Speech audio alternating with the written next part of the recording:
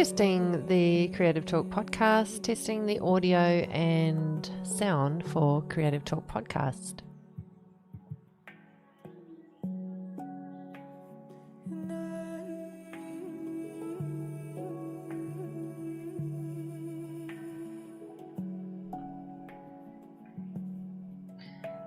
Testing the Creative Talk podcast, testing the audio and sound for Creative Talk podcast.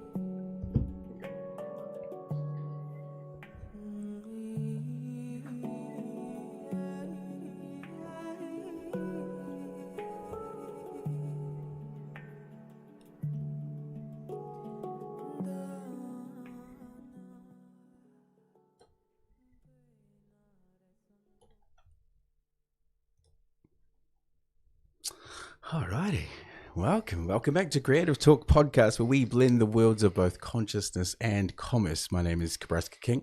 And I'm Amber King.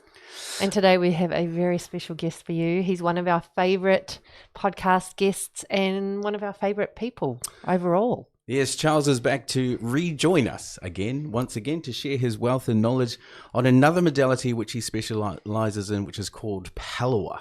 And there's also another one called Umana. Umana as well. So we're hugely excited to have Charles on the show this evening and to share that knowledge around those modalities, how they help people in healing, all the benefits, all the knowledge, all the goss, as Amber would say, all the tea. All the tea. I mean, look, I've got my teacup. Oh, yes. I am ready. Always has a teacup. I'm ready for the tea. But welcome back to the show. It's been great. It's been a busy week. We had, so far this year, we've already had two amazing special guests join us. We've had Kate, who came in last week. Yes, Kate Hammond. She's an energy healer. She also makes beautiful sprays which help with healing and integration of the healing and help clear this space and keep it cleansed and energized. And then we've had Joelle, who shared everything about past life regression from her space and her modality, Aquarian healing. Yes. And so far, the show's been amazing this year. I'm really enjoying all of the different types of people that are sharing their wealth and knowledge with us. And also with you guys as well. So thanks for tuning in. We've reached 300 subscribers on YouTube, first of all. So in only a couple of weeks. In only like a couple of weeks. Yeah. Thank you, everyone. Which is a massive, thank you guys so much for tuning in, watching, following, sharing, and just commenting and coming on our lives so that we can continue to support this channel and to grow our community, to get these messages, these modalities, these amazing people that we get to work with out to the world. Yes. What did you learn from Kate last week as she was sharing her stuff on charms and energy and everything else? Well, I was very intrigued by the charm casting. So in case you missed it, Kate shared a new modality. Well, it's not new, but new to me, where you use little charms to help with the reading. So she's got a number of charms that she uses, and then she has a little, like a mat, which has different quadrants or sections of different things in life, like work, money, relationship, all that kind of stuff. And whatever charm lands on whatever space will give you an indication of the type of thing that you're going through or going to be going through. It's kind of like the new version of tea leaf reading.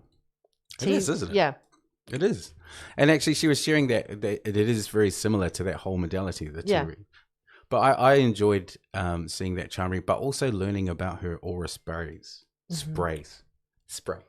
and the how she pulls them all together. Because I'm a massive fan of those. You are. And I use them all over the place. But learning that it's involving crystals and moonlight and the right oils and all of those scents that she makes herself. It's a massive process. It is. Yeah, and she does it one by one. Like, it's all done by hand. All done by hand. Yeah, it's not done in a factory. Like, you're getting goodness right there. And I felt sorry for her because, I think the last order I did was 25 bottles or 50 bottles of big ones and small. You were working her hard. But they're so beautiful. They are. Yeah. They are. And she's really gifted on that space. But no, so far this year, it's been pretty cool. Yeah, it has been pretty cool. And what else have we got coming up? Oh, we're not going to tell anyone. We're not going to tell anyone? Oh, we do. Oh, okay. Are you talking about what I think you're talking about? Yeah. think I'm talking about what you think I'm talking about. What Amber's trying to talk about is the Mind, Body, Spirit Festival is coming back to Melbourne this year, and both Amber and myself are going to be joining a whole bunch of talented people within the Psychic Reading Room coming up in June. Long weekend, King's Weekend. Yes, King's birthday weekend. Mm-hmm. We're going to be doing 4 days. Oh, my life. It's our first time doing 4 whole days in a row, but it's going to be great. It's going to be amazing. It's always a lot of fun in Melbourne. Mm-hmm. Melbourne has a good, everyone has very different crowds that come to the shows. Melbourne's a great crowd. We're a little bit biased because we live in Melbourne and we know a lot of the people. We do. But it's always fun. And we know a lot of the practitioners in there now, and they're pretty cool too. So it's always good to catch up with them and to, see what they've been up to. And if you wanted to check out the Mind, Body, Spirit Festival, you can. There is a website that's available, which is mbsfestival.com.au. And you can basically go and check out all of the people within the Psychic Reading Room. It's not just Amber and I, that are all available for you guys. There you go. Look, that's you. You can book too. You can book in advance. Where are you? You scroll down a little bit. Because my name's a K, I'm like halfway down. Yeah, see, I'm lucky. Thanks, Mum and Dad, for naming me an A name. There you are. I'm over here.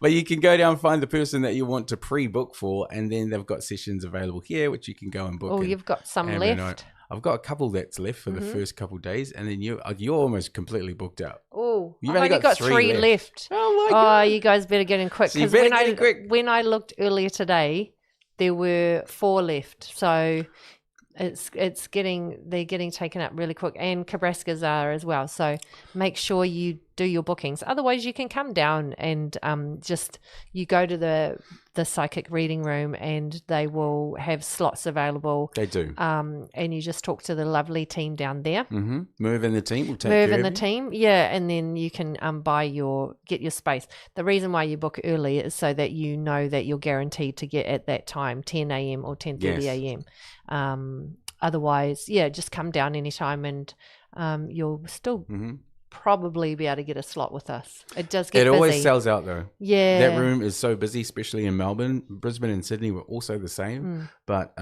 it's going to sell out. So if you have the opportunity to book early with any one of these readers in the room, do it. Go and support the local healing and spiritual people within Melbourne. And it doesn't cost anything to get into the festival at the convention. Year. Oh, have they changed it? They've got a small fee. I think it's like $5. Oh, yeah. I mean, it's cheap as chips. Well, it's like $5. Isn't it? It's not. It used to be free. I think they might have changed it this year. Okay. Well, that's still okay. Yeah. Yeah. And it's still, there's so many great exhibitors. You can go and learn different things. You can go to the group healings and the group readings. They have meditation classes. They have lots of educational things, cooking classes. And then this year, I think they're going to be adding a whole healing room, like a healing hub of different healing modalities. And that's funny because you and I were talking about that because they have a psychic room, but they don't have a healing room. Well, they do now. We were. And it sounds like they're going to do one. Maybe we're awesome. psychic because we thought about this 2 years ago, didn't we? Yeah, we thought about it a little while ago. But look, it's just good that they're adding more things, more zones, more ways that you can look after yourself. And it's not the normal everyday kind of modalities. You get to experience a whole lot of different things that are out there. And it's a beautiful, beautiful space to be in. Yeah. So if you're looking for crystals or, tools for your healing journey, it's the place to go in Melbourne. But back to tonight and tonight's guest, Charles, who we're going to be talking to very, very shortly. Not sure if you've seen this man on TikTok, but he has an absolutely amazing page where daily he actually does a tarot read on the card. And I thought it'd be really beneficial for everyone to see his read for today that he did earlier today. So I think I'll just play this. Hello. Today is Thursday, May 21, and I'm going to give you the guidance for what you need to know today. And a lot of you have sent me comments that I'm a day early.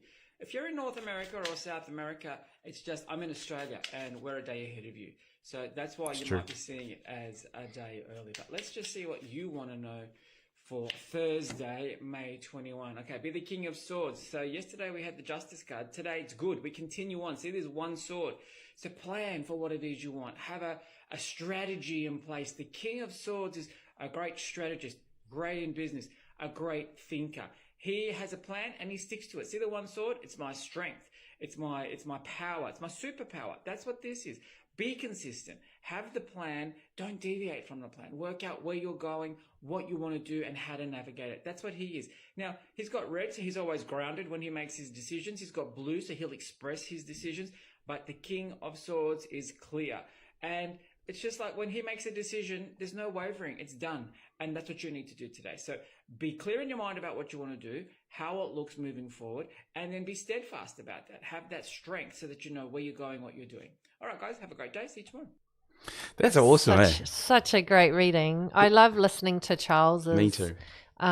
Daily cards, because he not only, like, there's so much in there. As a fellow tarot reader, Yes. there's so much in there that he provides, you know, down to the colors that Yes. the people are wearing and what they're holding and all those types of things. Which is the best way to like break down the singular card so that you can get as much interpretation out of it as possible. And putting those intentions into planning and making sure that it is followed through for today, man, that's a really powerful message to push out to everyone, especially coming into like the end of the month, start of a new month, and everything else that's coming up. Charles's page is Amanti Moon. So if you're wanting to follow, please do Amanti Moon on TikTok, Facebook, and Yes. Instagram. Yes. Yeah. Do you want to introduce him? I mean, I think we should. All right. So we, as you know, we're bringing in our one of our faves, Charles Lowry's from Amanti Moon. Charles, thank you so much for coming back on the Creative Talk podcast. How have you been? I've been really, really well. And thank you for allowing me to come back again. I thought after the last time, it's like, oh no, that'll be it. That's done. But thank you for having me back. No way, Charles. You're definitely going to be one of our regulars coming in and sharing your wealth and knowledge. And thank you for sharing that beautiful reading for today. I'm sure a lot of people that follow you get a lot of value out of those daily inspirations, because we need it on a daily basis. We need guidance and we need support. And it's amazing to see you continue to do that. It looks like the channel is growing too on TikTok for you. It really is. TikTok was something that I really resisted for such a long time. Yeah. But I realized that it has more potential, more growth, or quicker potentials and quicker growth than Instagram, Facebook, and YouTube. And you're hitting a particular demographic on TikTok, which I think is also broadening. So I took the leap of faith that I thought, right, I'll put it up on TikTok, and the following just went from 0 to 1,100 very quickly.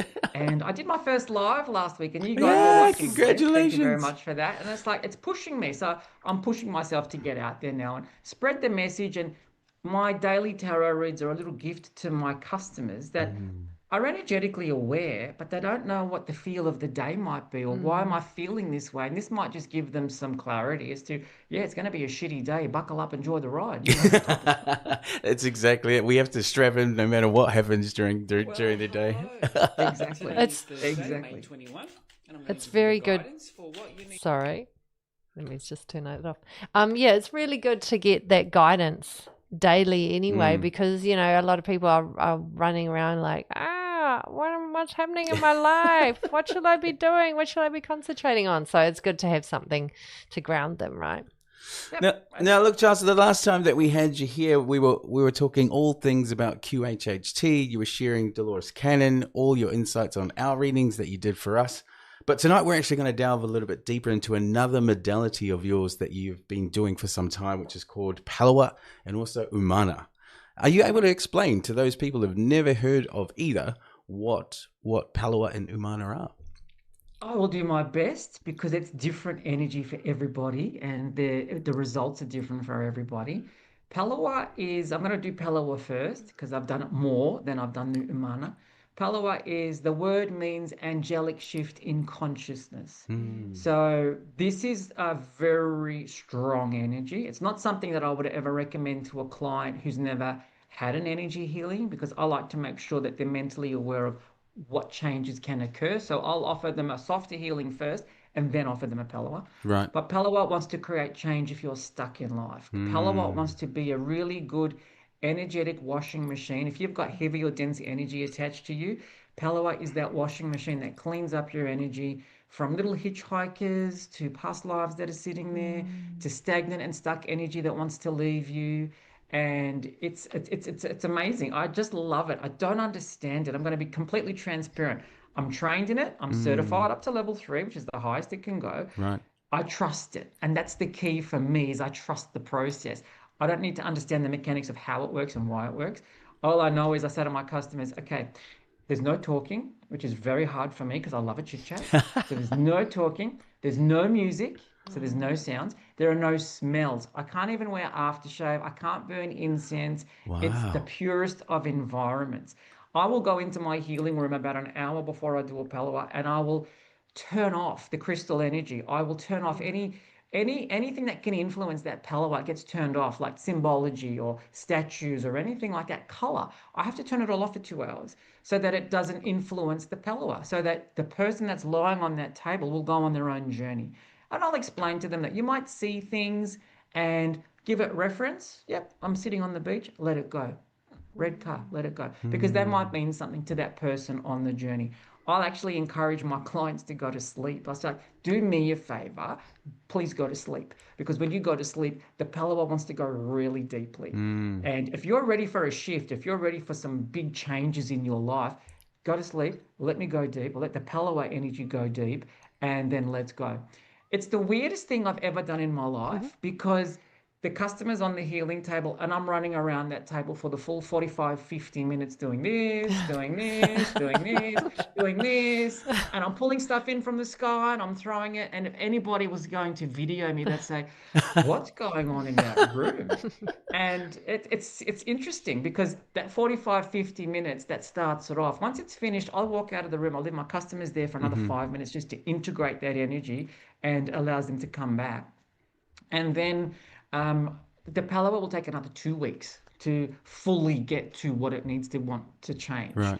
I've had people quit jobs, move interstate, leave husbands, find the places that they want to live. So it's really good if you're feeling I'm stuck.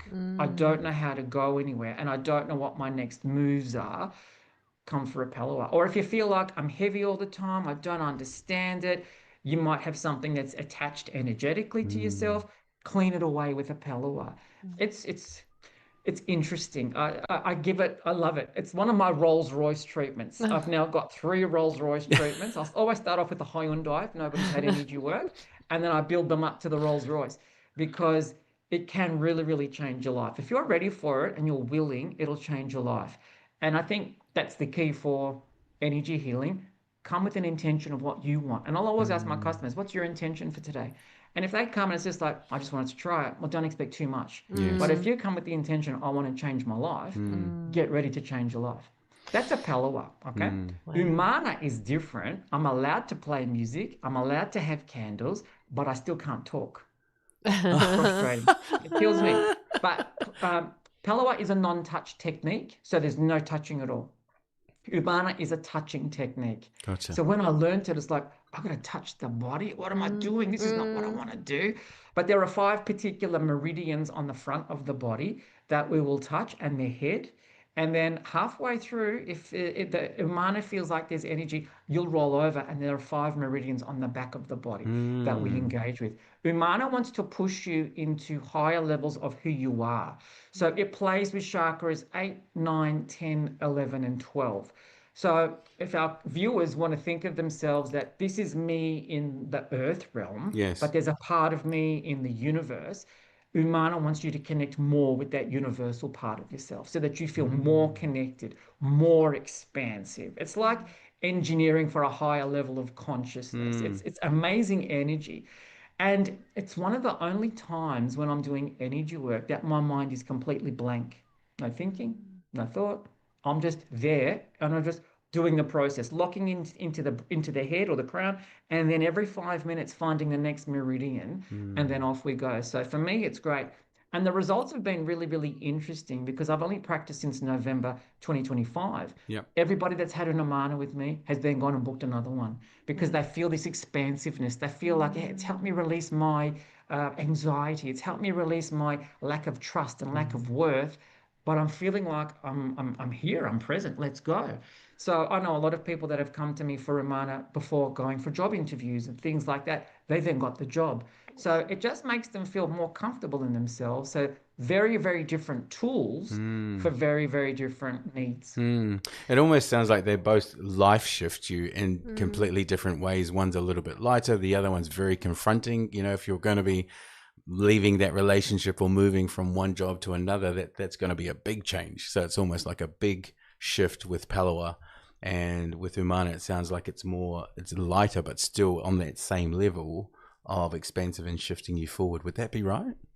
Yeah, it's definitely true. Umana is softer. Palawa can be very harsh and brash, but then sometimes it needs to be. Yeah. It really needs to be, I'm going to kick your ass. I'm going to do it now. Yeah. Let's go. That's Yeah. awesome. Whereas Umana will do it over time. The interesting thing with Umana is it only came into being in 2024 because the consciousness of the planet had to get to a certain level before the energy was enabled on the planet for Umana to take place, if that makes sense. So it's only relatively new. A lot of people haven't heard of it, but a lot of people that are spiritually aware like yourselves would really resonate with the energy and what it wants to bring. What would you say, Charles, is that your clients have had in the two different modalities that you've used in their lives? What is it that they've gained from, say, an Umana healing, and what have they gained from a Palawa session with you as well? Interesting question, because Umana has given people confidence where they haven't had the confidence. And I really like that, because what that says to me is there's a part of me in this physical 3D realm where I'm not the most confident person and I might be suffering with my anxiety and stuff like that. But when I connect to the being that's in the spiritual world and that's confident, that doesn't know anxiety, doesn't know any of those things, it allows me to feel that. And then when I bring that back with me, because that becomes me, I have this confidence, I have this peace and calm. Palawa really wants to move people that feel stuck, and that's what I'm finding. I had a beautiful soul. I think she's like 65 years of age, come to me for a Palawa. She goes, all my joints ache and all of this sort of stuff. And we've been doing some clairvoyant healing work. And all of a sudden she goes, I want to try something different. I said, let's do some Palawa. So she did. And she wrote me a beautiful message the next morning.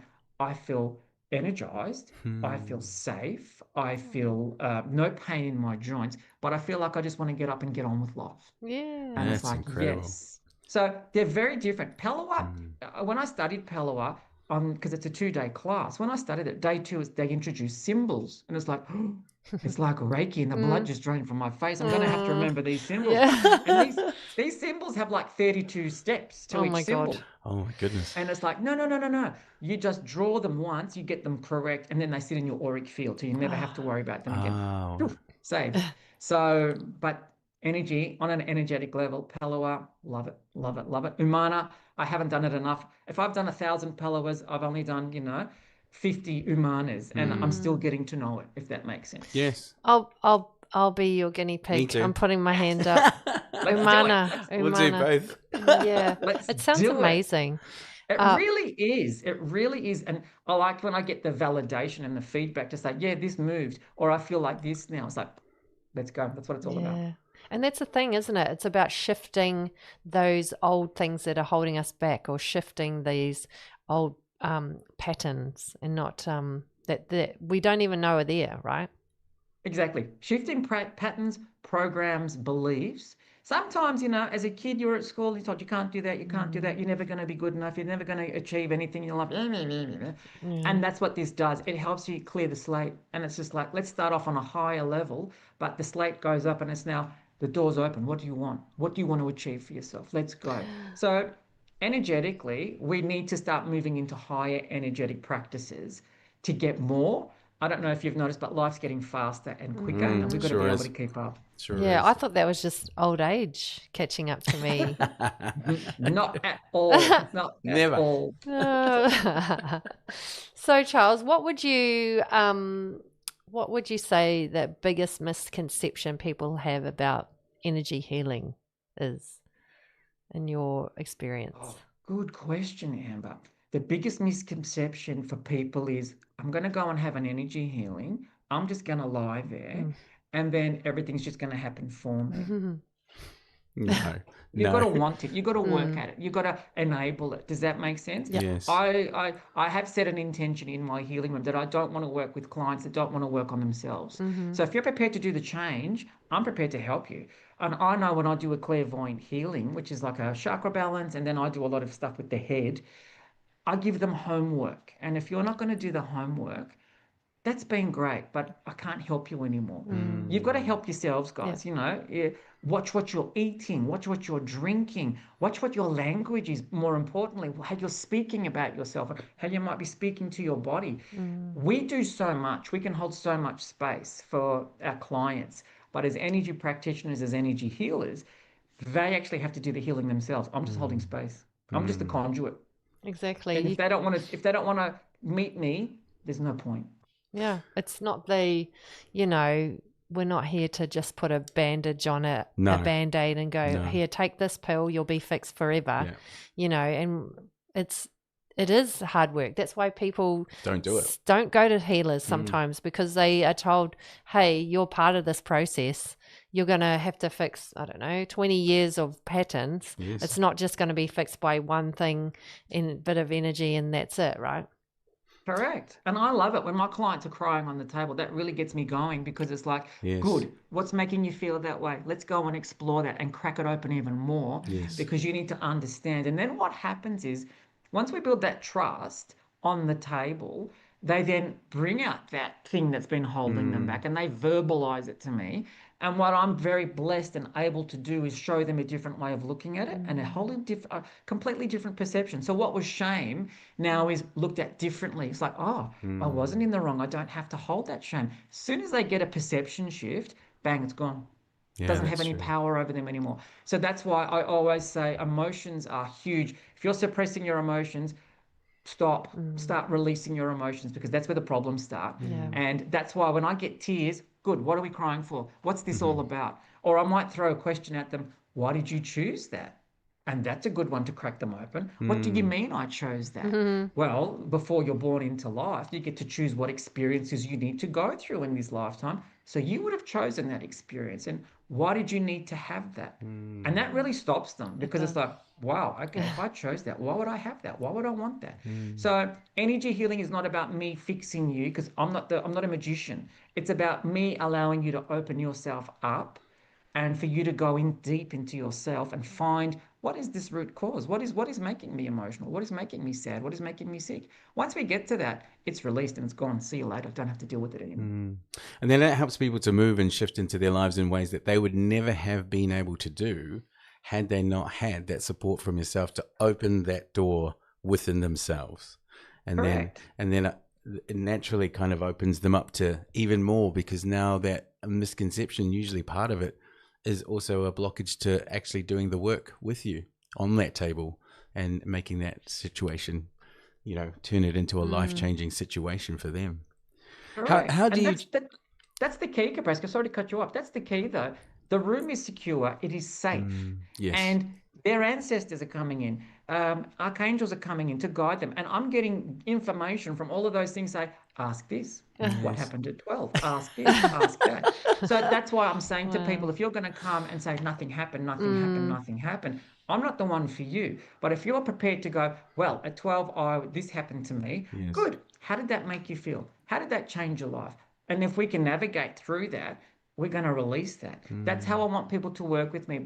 It's a safe space. Seriously, it's a safe space. Yes. And you're protected by the angelic world. And usually it's your higher self that will bring you to a healer to say, I've got to move something. That's the person I want to see. Let's make it happen. It's that denial, isn't it? It is. Or when you sit there and you're like, okay, so has any major trauma happened? And you're like, no, nothing. I'm fine, No, nothing. I'm And then perfect. Squeaky clean, but then you're like, I can feel not it really. all. Okay, let's see how this goes. Exactly. And more often than not, right, they're the ones that do end up crying or being emotional because they've actually been storing it for such a long time. Correct. Now, Charles, you have so many modalities that you do and have done over the years, and you keep learning and continuing on within this space. How is it that you determine a modality to work for a particular client? Is there a process that you use? Is it a feeling-based intuition? How is it that you decide this one is going to be great for you? Let's go and try this. It's a really good question because everybody's different and everybody's at different levels in spiritual awareness. So usually if I've never met the client before, I'll always recommend to them a clairvoyant healing that brings them into the space, and I'm just playing in their energetic field, like balancing the chakras, working out what's going on in their body. Then I'm clearing things out. That's when I'm getting guidance, and it's like, yep, that's where they need to be. So soft start, and then from there we can determine what it is they need. Now, for people that have had experience in energy healing prior to seeing me or meeting me, they might message me and say, Charles, I've looked at your website. I'm considering this, this, and this. What do you recommend? And then I'll come back to them and say, right, what do you feel like you're going through? What do you feel like you want to shift? What does it look like for you? And then from there, I'll say, no, let's not worry about a clairvoyant healing. Let's go into a Palawa. Let's just, you know, you're ready for that. So I like to have a toolbox. My mentor said, Charles, you've got 10 fingers. You need to have 10 different things that you do, 10 modalities that can open you up so that you're not just doing, I'm only doing Reiki, because Reiki might be great for the first session, but any subsequent sessions, they might be beyond that. So he said to me, Charles, you've got 10 fingers, learn 10 things. And so I do. And that's why energy for me is always evolving. Even my clairvoyant healings, they're always throwing me new things like, Charles, do this. Charles, do this. This is my spirit team. Charles, do this. Charles, do that. So it takes it up. So everybody's different. Yes. And if people are unsure, please reach out to me or reach out to your healer and say, what do you recommend for me? Because my question is going to be, what are you experiencing? What do you want this healing to give you? And then we go from there. And that's the thing. I feel like a lot of people are starting to wake up now, you know, after these last few years especially, and are becoming more confident or trying different things. Yeah. But do you think, Charles, what's your opinion on this? Do you think humanity is actually going through a consciousness shift overall right now, or is it just on trend at the moment? Great question, Amber. There's two aspects. So I do think a big proportion of humanity is starting to wake up to what's real. And I think there's been a shift in consciousness. And that shift has allowed stuff like Umana to come out because it's being channeled, okay? Because the consciousness has risen. There are also those that will follow fads. Now, I don't want to debunk fads, but I'm not a fads doer. I don't do them. And I see them come and go. And it's like, wow, that was a fad. And that's going to go soon. And that was a fad. And that's going to go soon. And that's the current fad. Do you know what I mean? Yes. And I think that might serve a purpose for some people in as much as it's exposing them to something different. And that might be a catalyst for them to think differently because they might see some benefit in that fad that it might be a placebo effect, but they notice a shift in themselves or a shift in the way they're thinking. So if we can do that, that's great, because then that might say to them, go and try something bigger. Go and try hypnosis. Go and try energy. Go and get your cards read or numerology or astrology, because that's going to open them up to different things. So everything has a place. Everything has a purpose. But I feel like the fads are here. They're great for a short term, you know, grab the attention. Yes. But I think the consciousness is rising because the world's starting to question more and more of what we used to do in the past.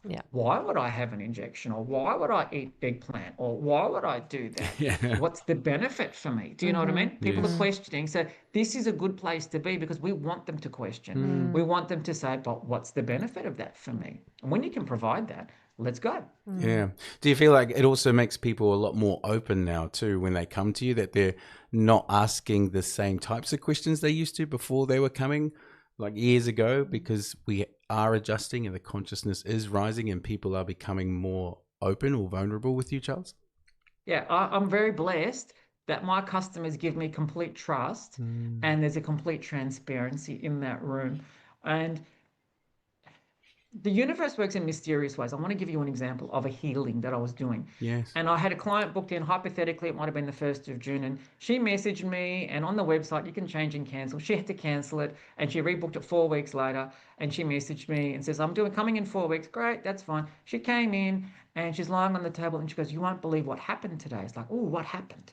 And she goes, I went to the doctor, and he just diagnosed me with breast cancer. Wow. I said, there you go. I said, that's the universe saying to you, I can't do it 4 weeks ago because Charles is going to help me today. So total transparency. She trusted me enough in that room and in that moment to say, I got breast cancer. It's like, great.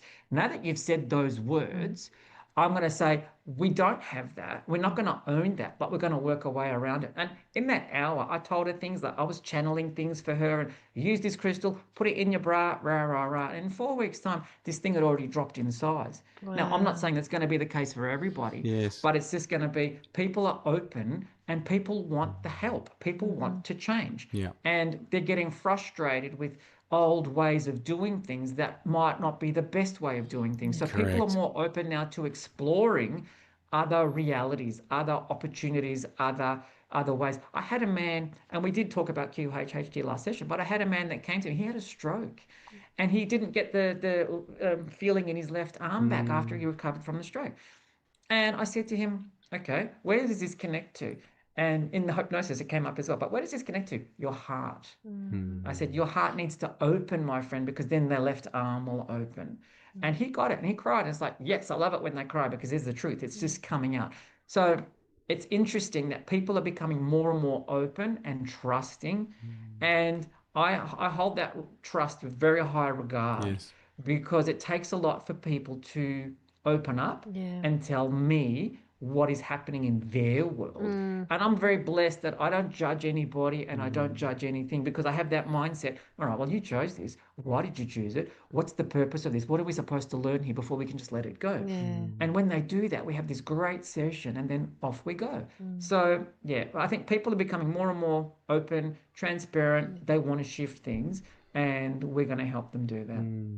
I think that's a testament to you too, Charles, because you're 100%. so open and welcoming and Yes. you make people feel very comfortable and that they can share things with you, you know, like, and you I don't know, it's your nature. It's your welcoming nature, I feel. Yes. Yeah, I remember the first time we met you at Crystal Universe and we walked in there and like you were such an amazing energy in that space. Everyone in there is amazing, but as soon as we met you, we were like, he's amazing. And you were sharing all this knowledge around crystals and you were taking us around and it was like, oh, this is the type of experience of buying crystals that we want to do. And then we kept going back and it was just right from day one. We just absolutely wanted to be in the space around people like yourself within this healing world because we all have that different type of energy, but it was just like intoxicating. It was really lovely to feel and to experience, and it's also why we trusted the feeling to then have healings with you as well, because it all just felt like it needed to be. The interesting part is healing is mainly, and this is what Dolores Cannon believes, is when you're having a healing, it's about the talking, just getting it out. When you're giving that feeling an expressive voice to say, I was this, and it made me feel like this, you've actually just released it to the universe. Instead of keeping it inside. Yeah, I understand. Instead of holding it here, you've let it go. Yeah. So Dolores Cannon used to say that the best part about the QHHT session is on the couch before you start, because you're opening up.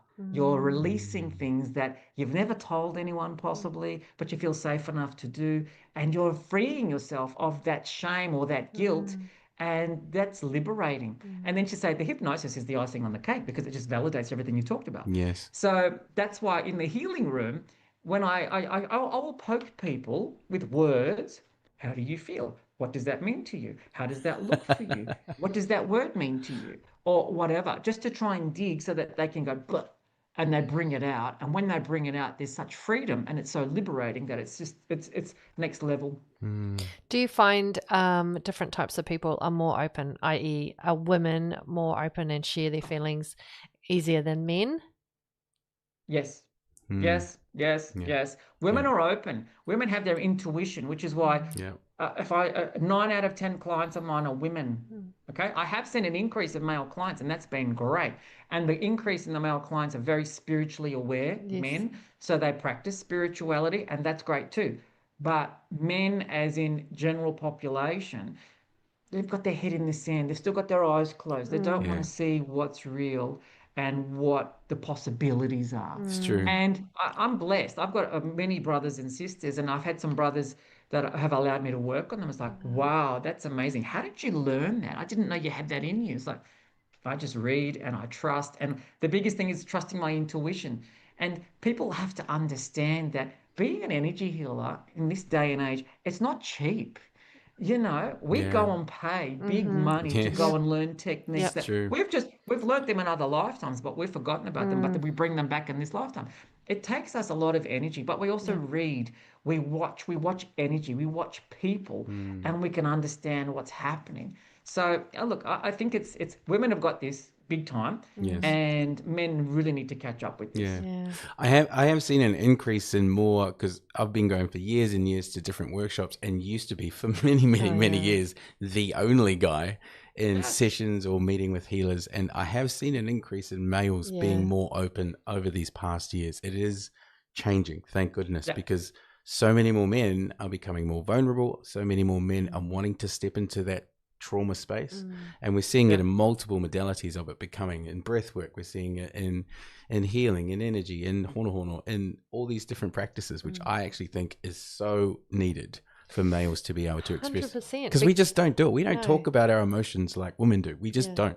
You'd be lucky to have a conversation with a man that actually has any type of emotion or feeling in their conversation. You'd be very lucky. You know, the majority of the readings and healings I do with women actually are about men, you know, like, so the problems that they're facing in the relationship, it comes down to the man not being open, or the man not doing this, or and not to blame the man, but what I see is a lot of the issues are because the man is so closed.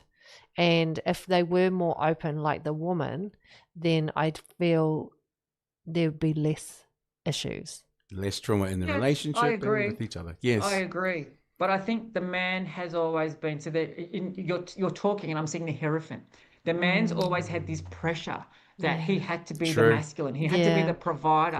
And I can't complain about that. So men have always, I feel sorry for men sometimes because I feel like they're always under the thumb and they haven't been able to express. And a lot of them have lost their voice. They don't know how to express anymore. It's very true. So men will go and get a massage, and I think that's a great place to start because most of the massage therapists have energy flowing through their hands. So men can get a massage, and that will help them feel more relaxed and at ease. And that's where you'd want the massage therapist. That might be a little energy healer on the side saying, now, how do you feel about this? This is where your emotions might be stored. What if I press a little bit harder? Do you know what I mean? I know a lot of massage therapists that do Reiki and their energy flow. And that's how a lot of energy healers will start, with massage.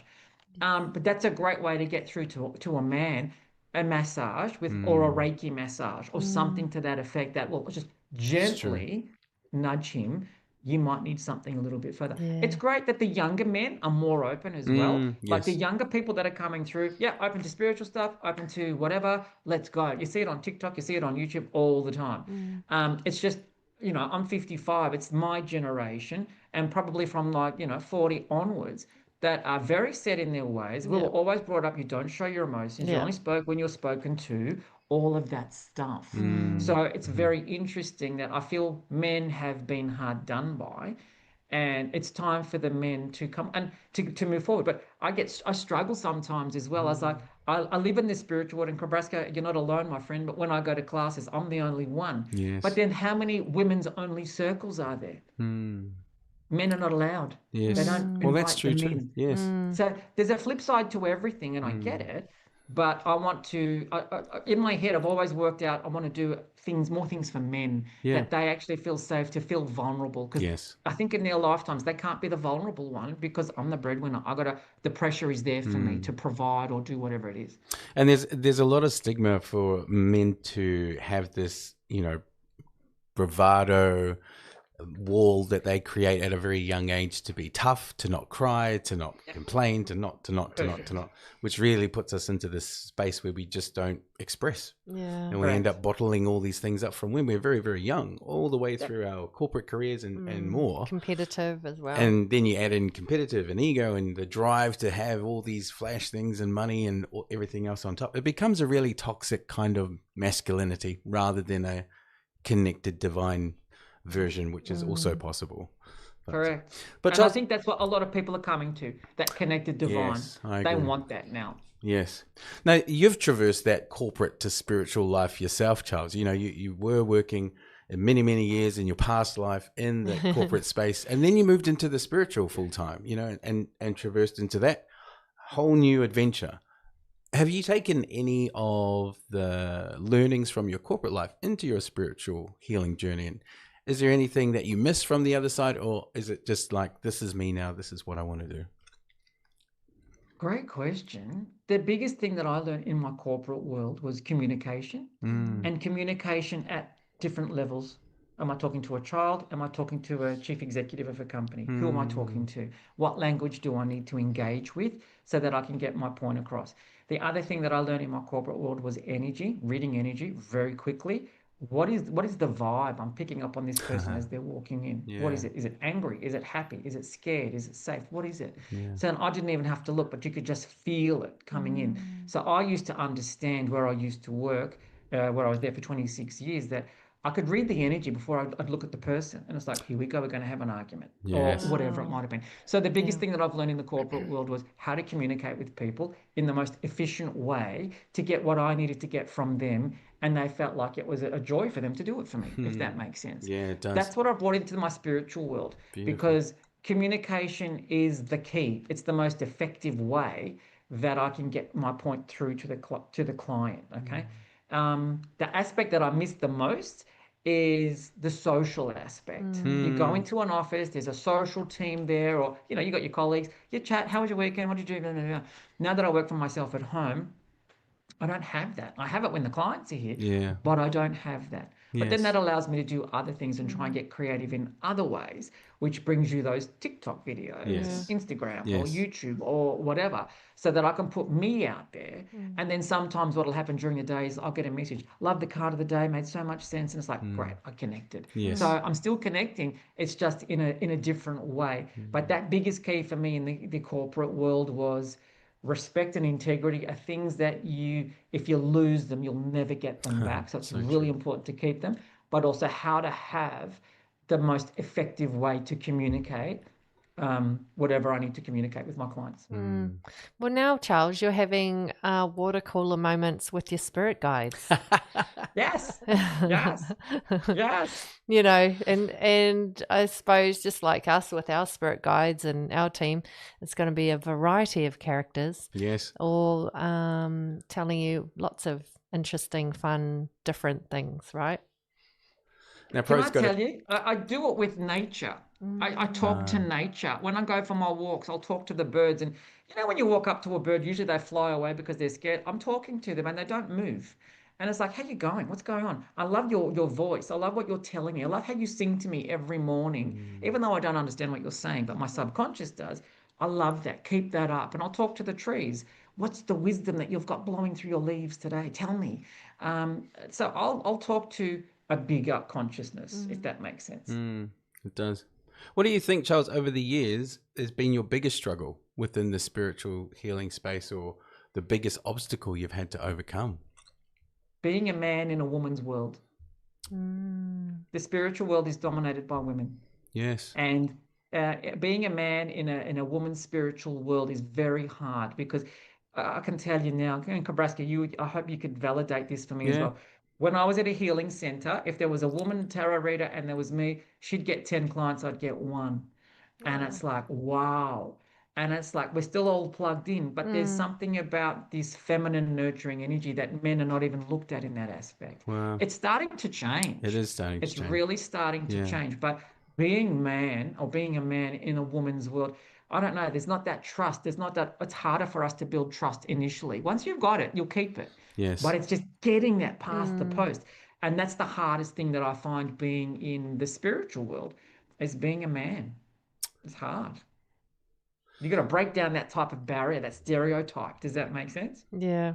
It's funny because it's kind of the opposite of the non-spiritual world. It is. Isn't it? Correct. It is. Yeah. Correct. Totally. Correct. And I think that's why I've had to experience the flip side, because in the corporate world, I could do whatever and talk and those go, yep, done, whatever it was. In this world, it's like I've got to do twice as much. I've got to work twice as hard to be seen or to be heard or whatever that might be. Yeah. And we had a comment from Jan, one of our viewers, who also has actually experienced an Umani session with a wonderful healer a couple of months ago. She said it was absolutely brilliant. So it's good to see that we're we're also supporting that modality with yourself, Charles. It sounds like it's out there now that you're saying it's relatively new, but still there's people out there experiencing it, which is exactly what we want to hear. Which is good. That's what the world needs, more of that to keep that consciousness rising. Now, Charles, we've already talked a bit about you doing your cards, your daily cards of the day, and why you do that. How has that been resonating with people, and have you been finding? Because you also teach tarot, don't you? I do teach tarot, yes. And have people been, are you doing a class next? What are you doing around that?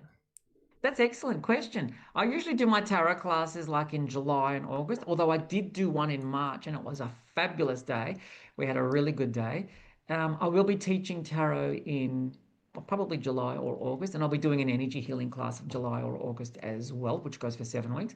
My tarot of the day is something that I've always given. So when I started Amanti Moon all those years ago, a wise soul said to me, to get traction, you're going to have to give something to your client. So I used to put up 3 oracle cards every Tuesday. And then on a Wednesday, I would sit and type up the book because I wasn't lazy to take a picture of the book. I'd type it all up. And then on Thursday, they'd be published so people could get some guidance for a week. So I used to do that. Instagram, or Facebook, I did it for many years on Facebook, every Tuesday, every Thursday. And then I got tired of that. And I was like, I've got to do something different. And then this year, it was a case of I started to do tarot spreads every day, but it's like it was too much. And on Instagram, and you're limited by time. Yes. So the universe said to me, okay, stop. Time for you to put your face on the camera and bring out one card that everybody wants to see. And that's what I did. So I bring out one card, I talk about it, and I do it. And the response has been really, really popular. That I get messages all the time from all over the world. Even yesterday I got one from America saying, you're 20 hours ahead of us. You're on the wrong day. It's like, oh my no, God. no. You're in America. You're on the wrong day. Yeah. Exactly. I'm in the future, guys. This is for your future. Yeah. Exactly. So that's really good. So there's an element that brings me following, but that's also for me just to give something back. It's always I like to do an energetic exchange. I can't always, take. And every now and then I'll throw into somebody and the universe will say that person needs a free reading. So I'll just go and reach out to them. Would you like a free reading for half an hour? And then 6 months later, another one comes and that person needs it. So I'm guided by the universe. I'm going to develop this one card daily to possibly a Patreon page as well. Yeah, nice. Where I might do a spread on a Sunday for what the week will be, but how that week relates to your family, how that week relates to your job, how that week relates to your love life, and what the future might be at the end of that week, and what the universe wants you to know that week. So that's where I feel like it's growing. I always try and evolve. And it's like, this is great, but how can I be doing it differently? Or how can I be doing it on a deeper level so that more people can get on board with it and just, take what they need from it? Do you think people on social media, Charles, are actually craving it more? The spiritual connection and the readings and the insights and the healings. Do you feel like that's like growing over the years that you've been doing this work? I really do, Kabraska. I really do. I think people are feeling like something's missing in life because we live in such a materialistic world. They're starting to feel a disconnect from what's actually important in life, and that's other people and having that connection. So they're starting to look for other things. So I feel like the spiritual aspect is starting to really gain some momentum. So people are looking for different things. And that's where I will say that the men on TikTok and Instagram are starting to follow me more, because they're starting to just think, okay, I can watch this and maybe I'll learn something and I'll understand it. And that's where I feel like the traction is going, that spiritual awareness is starting to grow. And I feel like you're also seeing it more in the mainstream as well. So I agree. I'll give you an example. The Devil Wears Prada 2. Have you seen it? Yes, we have. Yeah, we went and saw it last week. Remember, she's tapping. Yes, she did the tapping. Tapping. Correct. Yeah. This is, but see, stuff like that is becoming mainstream. Yeah. And the more we expose it, the more we can get it out. This is going to give people opportunities to find out different ways of living, different ways of doing things. And look, if it works, great. And if it doesn't work, you tried it. That was great too. Yeah. So it's giving people opportunities to find out where they fit in, what they want to do, and where they go. So I think it's really, really growing. And that's why I started to push it out there more. See what can come.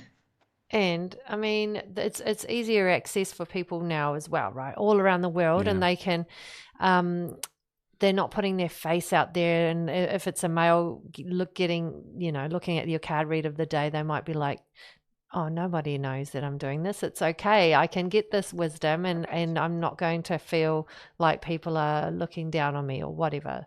So it is helping people around the world to build up their confidence. Yeah. And I do get messages all the time from people, and it's like, I love that. I love it when people give me messages, because you think, sometimes you do it and you think, is there anybody there? Is anybody, and you feel it too, Amber and Cabrasco, Yeah, when we you do yours. You think, could somebody just give me a thumbs up or a love heart or something, just so I know that you're there?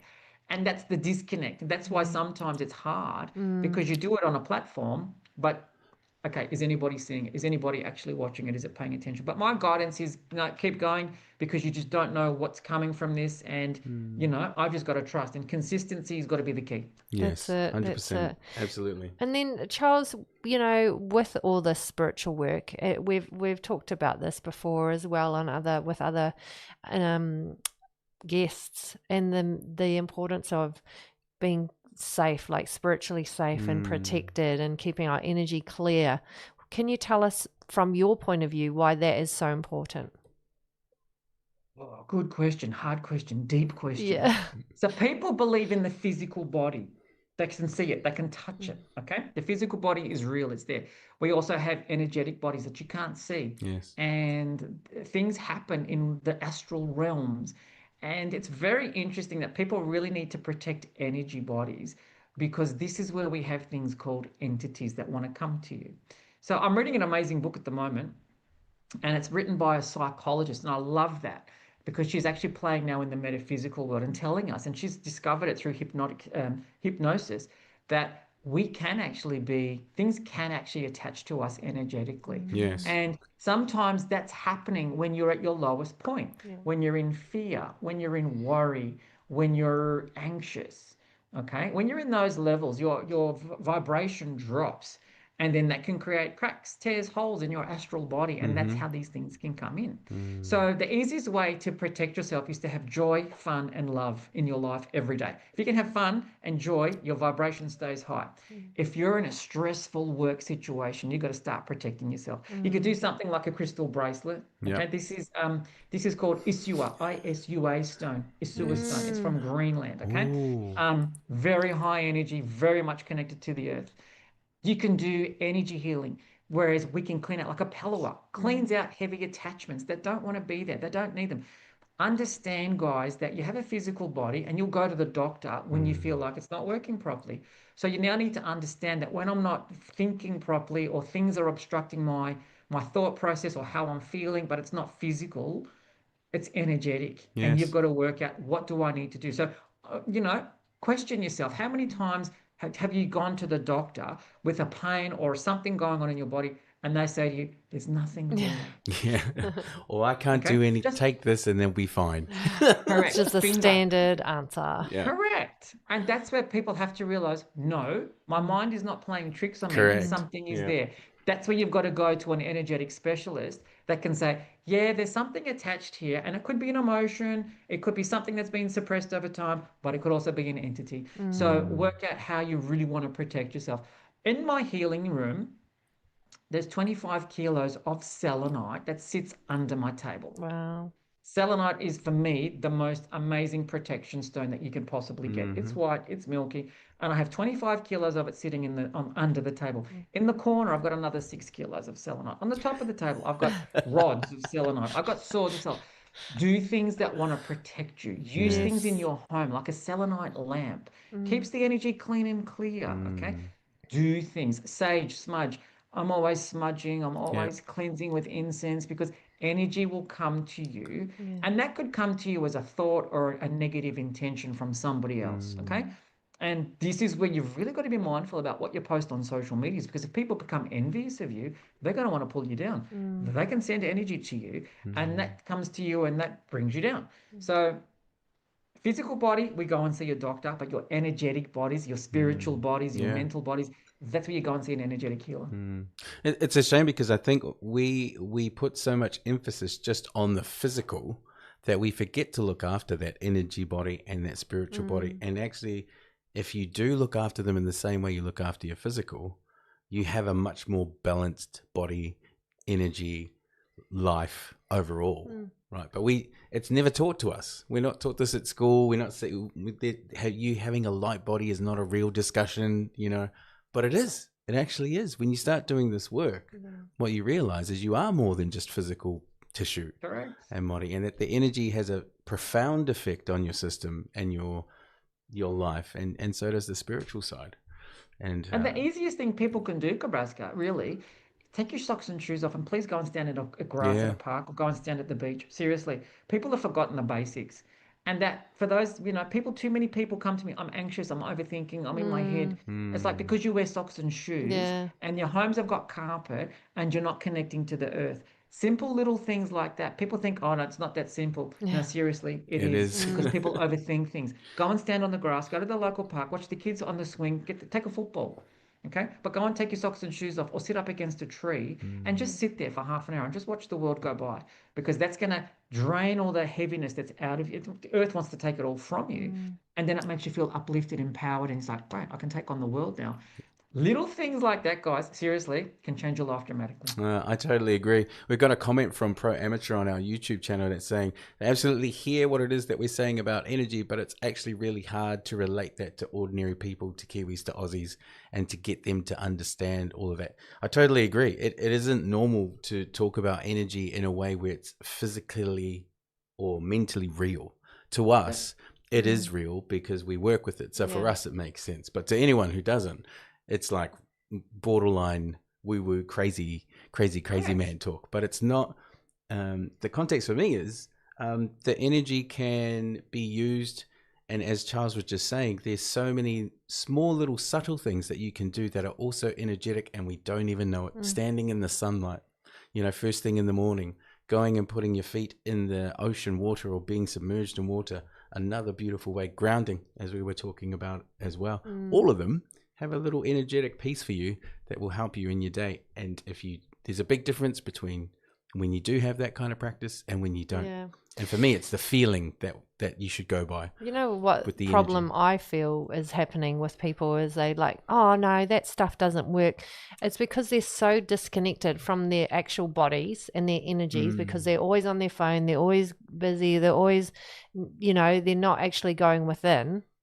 So of course they're not going to feel the healing energy of the earth because they're too busy not feeling, if you know what I mean. Yeah. They're blocked already. Yeah. They're blocked from the healing, first of all. Correct. But an block. Interesting thing is, I want to say this to you guys, and I want all of the viewers to understand this at home. You've all got something in your homes that runs on energy and you trust it unconditionally. And that is your Wi-Fi router. Now, who can see the Wi-Fi? Who can see the energy coming from the router? True. Well, I can't see it. Can you see it? But you all believe it, okay? You all believe that it works, and it brings magic to the television because I can get YouTube, or it makes my phone work, but it's energy. So just understand that you've got things in your home that you give 100% trust to. That's your router, your Wi-Fi router.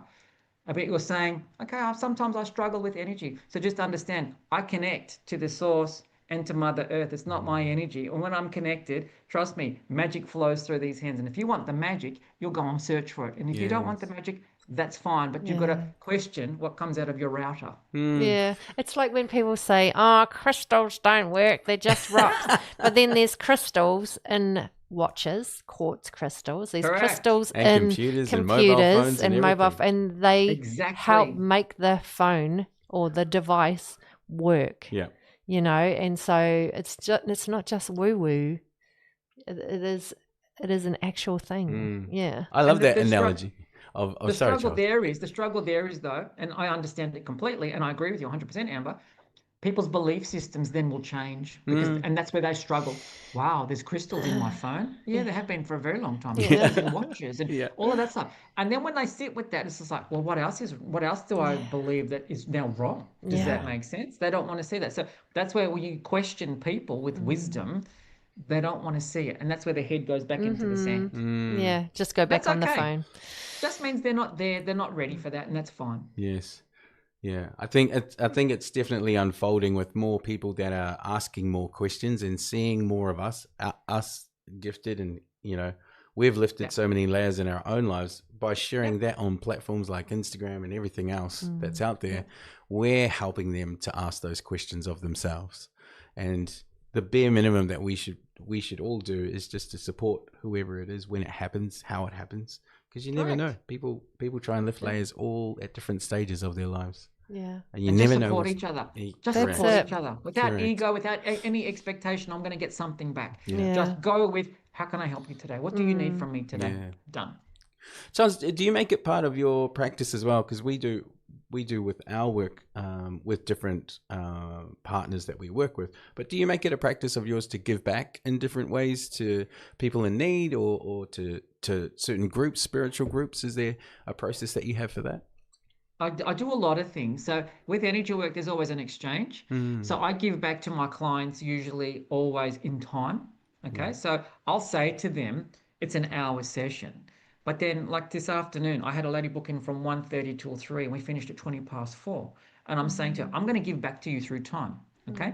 Now, I also understand that the universe wants me to do other work. So I had a gentleman on TikTok, and the universe was saying he needs your help. So I reached out, and he was always so good with my posts, always commenting, thanking me, all of that stuff. And I actually was guided to reach out to him one day and it's like, mate, I'm going to offer you a half-an-hour reading. Can I do that for you? And that's my gift to you. And so that happens. And then I had somebody else in interstate, and it was the same thing. I could see sadness, and I see sadness in people sometimes. And I just say, I've been guided to give you this. If you want this, please reach back out to me, and we'll organise a time and a date to do it. So I get guided to, definitely give back. In my customers, it's always time. I'm not the type of person that says, yep, sorry, that's an hour. I'm going to leave that go now. See you later. Come back next week.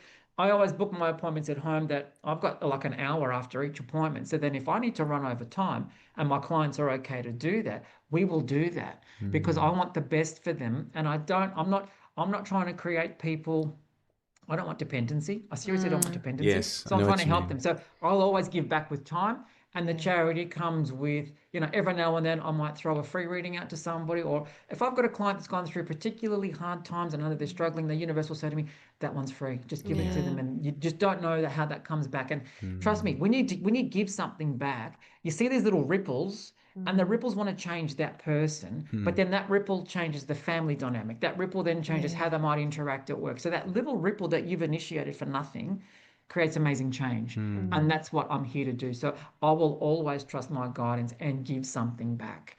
And that could just be time, talking to people. We're watching TV and I get messages from clients. This is what's happened. What do you think? I had a lovely girl yesterday message me. Charles, my grandmother's in hospital. We think she's going to cross over. What do you think's going to happen? And she's a good client of mine, so I tapped into it. And it's like, no, she's fine. She's going to be okay, but this is a checkpoint for her. Do I want to stay? Do I want to go? And then when we discussed that, she was fine. So I give it back in many different ways. Yeah. That's beautiful. That's amazing. Well, Charles, as you know us in the spiritual way, but you also know that we're marketers. And so we have, as part of our podcast, we either offer a reading or marketing tips. We know that you are up there with your readings already. So how would you like a few marketing tips to help you? Let's do it. Let's do it. Thank you so much. I mean, you're already an expert. You're doing so much. You're on socials. Yes. You're doing your videos. You're doing your active. daily. What I see, which is working really well for you already, is the daily videos, the daily posts, because that actually is going to bring your audience up. And the algorithm, as much as we don't want to believe in it, it's real, and it will actually keep continuing to support you, the algorithm, because you're showing up every day and people are interacting every day. So you're already doing that really, really well. And it is with the platforms that you're choosing, like TikTok, for example. Consistency is key, absolutely, as is the same time every day, and making your viewers aware that I'm going live at 10, and it is 10 every single day, Australian Eastern Standard Time, not US time, so that they actually have the something to look forward to. They know and expect that this is going to happen. And those times that work really well in our region of Australia is first thing in the morning, so like 7, 8, 9 o'clock. Then there's that lunchtime break, in that time frame is perfect for a tarot read session, or it's later in the evening, which is why we do our podcast from 5 to 7, because we're trying to capture that New Zealand and Australian market combined. So you've got those 3 slots that will really create more traction, more views with your content. And then the other part that I think you'd be amazing at, because you're just so naturally able to talk, you know, and make people feel welcome no matter where they're from, is lives and going live consistently too. And adding the 2 together on your platforms will give you so much content that you can then reuse on other spaces. So keeping it simple and doing what you're doing with the 1 card, absolutely. Making it consistent and making it something that's within your schedule, manageable. It's not too much, it's not overwhelming. And then just making it the same time, same live every single time that you can, and turning that into a frequency that works for you.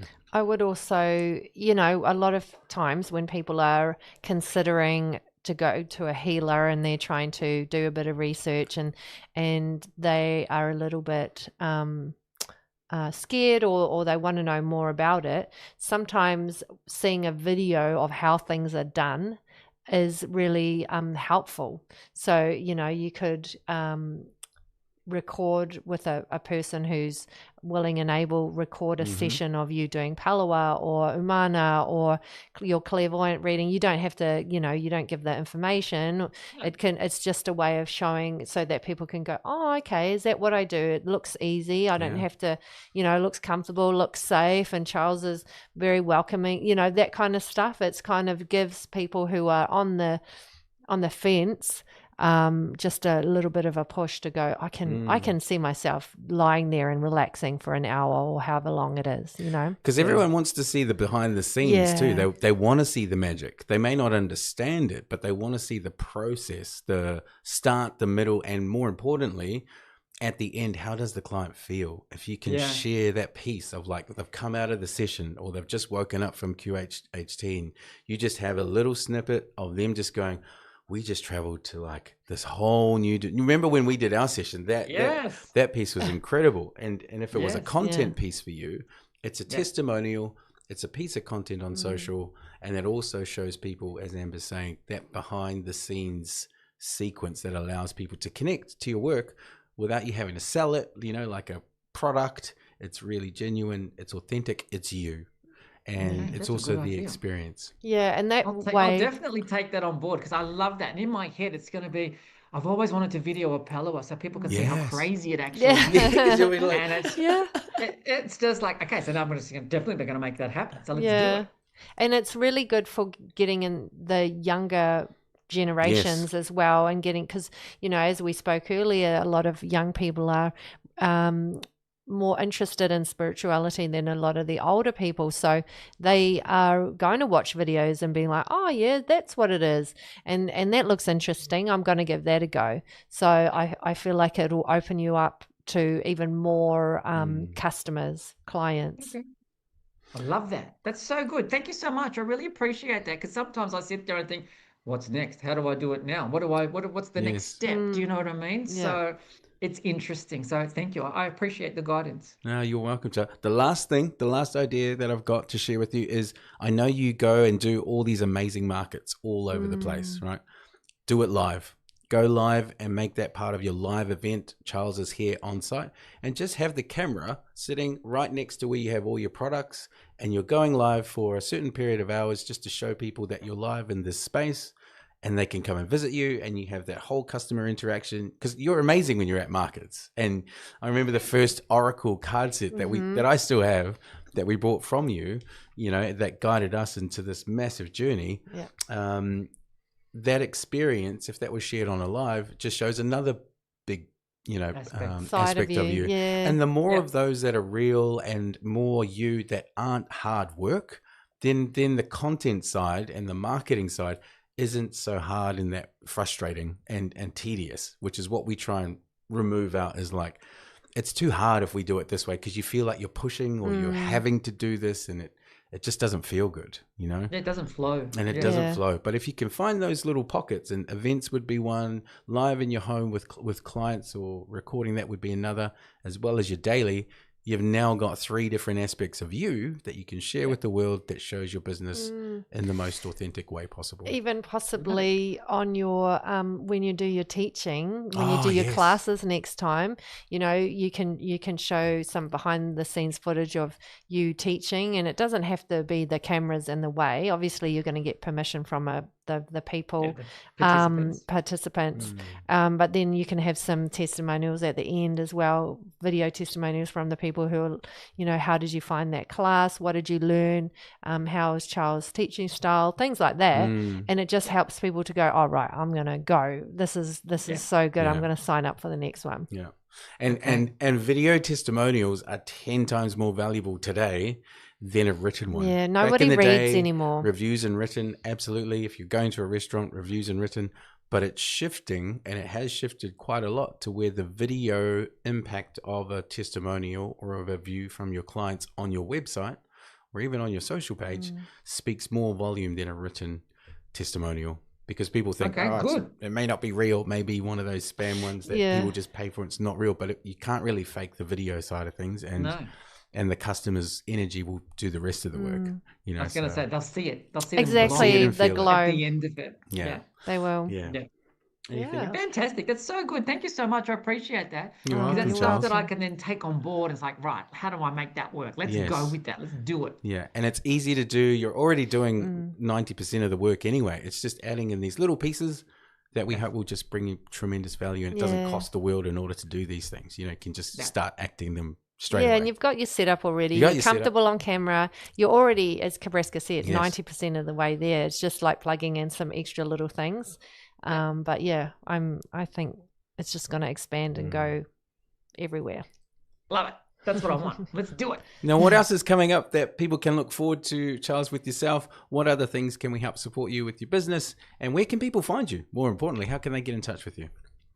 So their website is the biggest way that they can find me, and that's how they can book either in person or online. So I do have a lot of clients from all over the world, and I want people to know that if the times that I've got blocked out don't suit you, message me. So I have a lot of customers in New York, and I'm doing their tarot reads at 10 o'clock at night because it's like 9 o'clock in the morning there. Wow. So I'll do that. I do stuff like that. So if the times are not convenient for you for whatever reason, just reach out to me and I can be very flexible as long as I've got nothing pressing the next day. So there's that. What else is coming up? I'm taking a tour group to Egypt in October. You are going. 12 nights in Egypt. So I do a lot of that. And then I'm in the pre-planning stages to do a spiritual tour of South America. And then I'm also going to be in the pre-planning to do the UK. And possibly Italy. So lots coming on that because travel is a big part of where I'm at, what I want to do. And if anybody is interested in traveling to Siberia in Russia, let me know because that is a very big spiritual part of the world for me. And there's parts of me that I know I need to go and reclaim in Siberia, Russia. So I've got all of that sort of stuff happening. I'll be running tarot classes in, I think, July and August, and I'll be running Are Clairvoyant in July and August. That's a 7-week class, 2 hours a week, and possibly a Palawa class as well. With the Palawa, I limit it to 4 people because, and sort of my clairvoyant class is 4 people because it gives me, I have 2 tables and it gives me practically one-on-one with everybody in that space. So I only teach in very small groups because for me, that's the most effective way of teaching and just making sure that they're doing everything as it needs to be done. Yes. And how they flow with that sort of stuff. That's amazing. So many things That's coming so many up, trips. Charles.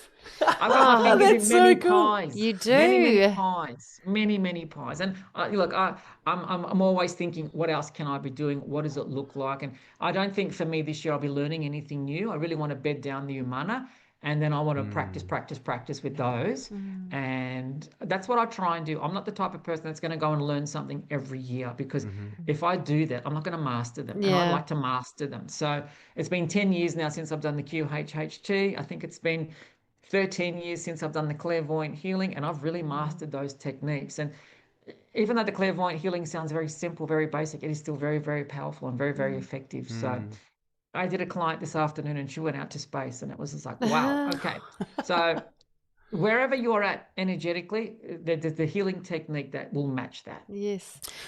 Oh, I was just going to say, Jan, one of our subscribers is asking, where are the classes held? Are they in Melbourne? And are they online or in person? They're in Melbourne, and they are in, I do them at home in Atwood. And when I'm at home, I can make them very easy, very comfortable. So we have teas. I always provide food. So I do lunches. I do morning tea and afternoon tea. There's a part of that hospitality that I want to look after you. I want to nurture you. You're coming to learn with me, so I want to nurture you.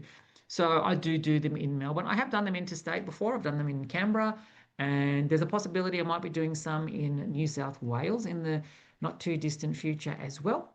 Wow. So yeah, so all of my healing work is done in Melbourne, but as I said, you could be anywhere in the world. And I'm doing Saturdays now at a healing centre in Reservoir. I'm doing one Saturday a month. It's usually the third Saturday of the month in Reservoir at a yoga studio called Restoring Wellness. They've got some amazing healing rooms out the back, so I'm there as well. So lots coming, and it's just, how does that slot into your worlds? Yeah. How does that fit in for you? Well, Charles, look, we've totally enjoyed having this session with you again on Creative Talk Podcast. Thank you so much once again for joining us and spending and sharing space with us and being so open about your work and your modalities and sharing that with our growing community. It's fantastic to have you here. I love speaking with you. We could talk forever. Talk forever. We could. Yeah. We could. It's my pleasure, and thank you for the opportunity to speak to your amazing viewers, because it's always nice to push things out there so that people can understand that there's actually more out there than what they actually realize, and they can help themselves in other ways. Yeah. And even if you can't go and see your spiritual healer, guys, go to your local library, go to your local bookshop and pick up a spiritual book, because it might just push your way of thinking that you think, wow, this is challenging me in ways that I've never thought of before. Charles, do you want to show that book that you were talking about just earlier before? I've got two books I'd really like to show the world. Yes, please. This one's called The Unquiet Dead, okay? Oh. A Psychologist Treats Spiritual Possession. Only published in 1987, so you're going to get them on eBay. I actually got this on Amazon. It's a psychologist that actually trusted herself enough to go into the metaphysical aspects to remove spiritual possessions from people. Right. It's the most amazing book, and she actually gives you the technique, okay? So that's that one. That's a hard book to get, but it's worth it. This one's a little bit harder, but if you can grab your hands on this, if you do spiritual work, I recommend it to you. This is called The Complete Dictionary of Ailments and Diseases. I'm not doing a very good job holding it up. It is amazing, okay? It's again from last century. Yep. Again, the powers that be don't want this book out there. And this is this is all of your illnesses in an emotional sense. So if you've got any emotions, if you've got, left foot pain, you look it up, it's in there. You got skin disorders, it's in there. You got the big C, it's in there for every part of the body. And when I read these out to people and they go, yeah, that's it. It's like, you can understand the emotional body is suffering and how you can help it by releasing those emotions. So this is called The Complete Dictionary of Ailments and Diseases. Seriously, if you want to buy this book, look around. I found one on eBay. It was $400 US. Don't spend that. You'll find it cheaper elsewhere. But seriously, guys, this is 600 pages of one man's life work. Wow. Okay. And his name is Jacques Martel. It's the most amazing book. And if you're a spiritual practitioner and you do a lot of stuff with emotions, please grab yourself a copy if you can get it. Gotcha. Because the wisdom in this book is just amazing. Seriously. It blows my mind just to think about it. Yeah. Oh, those are great. I think we're going to be adding those. Yeah. That's why I'm saying to people, if you don't want to go and see an energy healer, that's fine. But there are books like that that can push your mind to different ways of thinking and different ways of believing, so that you might be open to different things in the not too distant future. Well, thank you, Charles. Yes. That's been You're so welcome. awesome. Thank you. I appreciate it. I appreciate your time. I sincerely do. Oh, thank you so much. And thank you to all our subscribers and everyone that was interacting with us today and asking questions and commenting. It's always really good to get your feedback and to know what you're thinking. And yes, we are going to be doing a giveaway reading later in the month, aren't we? We are. We put a poll out onto the podcast to actually ask what people wanted to get as a thank you for supporting us. And so we will be looking at giving a competition winner or a subscriber a free reading that's coming up at the end of the month. We think we're going to make it a monthly thing. Yeah. Just to say thank you to everyone that watches and tunes in and does everything. But look. So if you there's the poll on our YouTube channel. So if you go and find the poll, you can vote on what you want. Yes. Yeah. And Nettie B, thanks so much for following us on YouTube this evening, and I hope you enjoyed the show. Thanks for subscribing. Welcome to the family, and we look forward to tuning in and spending more time with you all. If you want to get in touch with Charles or catch up with him, his website is amantimoon.com.au. As he was saying, he's got all his modalities, classes, trips overseas, Palawa, Umana, and everything available on there. You can visit him there, or I would suggest also to follow him on TikTok or Instagram to get those daily readings from him at the same time. He's just amazing. He is amazing. Every time we talk to him, I'm just blown away by just, his energy and what he actually has for us. Yeah, he's so cool, Charles.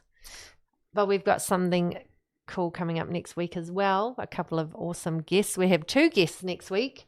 So make sure you tune in. They're coming in all the way from the UK. Yes, we're extremely excited to have these 2 join us. They have just told us that they have won awards for their recent documentary that they have put out. That's all I'm going to say. Yeah. They're award-winning and also extremely spiritual, and a couple people who we are very fortunate to have worked with, learnt from, and looking forward to having them on the show next week. You like just leaving everyone like, who is it? Of course, I've got to leave a little bit of a breadcrumbs for next week. But look, guys, thanks so much for tuning in to another week of Creative Talk Podcast. We have a lot more in store. Thank you so much for watching and tuning in. We will see you again next week, same time, Thursday, 5 p.m. Australian Eastern Standard Time.